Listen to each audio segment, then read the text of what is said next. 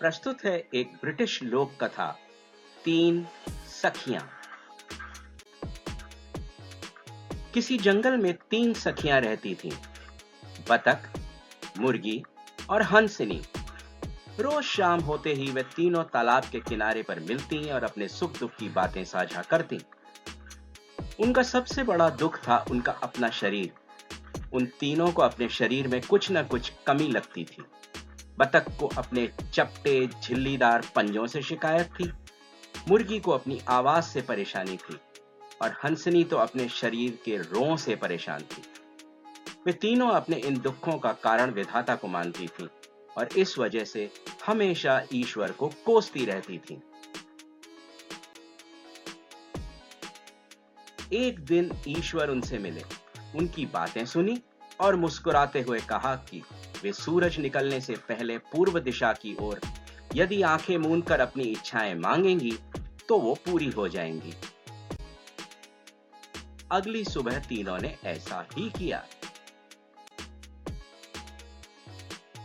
जब उन्होंने आंखें खोली तो देखा कि उनकी इच्छाएं पूरी हो गई हैं। बतख अपने लंबे पतले पैरों को देखकर खुशी से फूली न समा रही थी। मुर्गी के मुंह से निकलती चीख सितार के सुर जैसी मीठी थी और हंसनी तो अपने शरीर पर के सारे रोए गायब देख खुशी से कूदने लगी थी। आज तीनों सखियां बहुत खुश थीं। लेकिन जैसे जैसे दिन चढ़ने लगा, उनकी परेशानियां भी बढ़ने लगी। अब बतख अपने लंबे पैरों के कारण तैर नहीं सकती थी। इधर मुर्गी अपने बच्चों को बुलाने लगी तो मुर्गी की नई सुरीली आवाज सुनकर उसके बच्चे भयभीत हो उससे दूर भागने लगे और हंसिनी जब तक छाया में खड़ी रही तब तक उसे ठंड लगती रही, लेकिन जब वे धूप में चली गई तो गर्मी के मारे उसका बुरा हाल हो गया। शाम को तीनों सखियां जब मिली तो बड़ी दुखी और खोई खोई सी मालूम पड़ती थीं। वे समझ चुकी थीं कि जो उन्होंने पाया है वह उनके लिए सही नहीं था।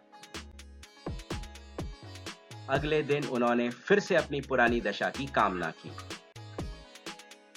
और उन्हें उनका पुराना स्वरूप फिर से मिल गया।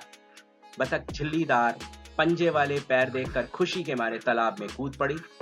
मुर्गी कुकड़ू कू चिल्लाती अपने बच्चों को ढूंढने चली गई और हंसिनी अपने रोएदार शरीर को देख खुशी से नाच उठी। अब तीनों सखियां अपने स्वरूप से संतुष्ट हैं और इसके बाद उन्होंने कभी भी ईश्वर को किसी भी बात का उलाहना नहीं दिया। तीन सखियां। इस लोक कथा से हमने यह सीखा कि प्रकृति ने हर जीव को उसकी आवश्यकता और परिस्थिति के अनुसार सबसे उपयुक्त रूप दिया है। जो हमें मिला है वह हमारे लिए सबसे सही है। दूसरों की तुलना में स्वयं में कमियां ढूंढने के बजाय हमें अपने गुणों को पहचान कर सदैव खुश रहना चाहिए।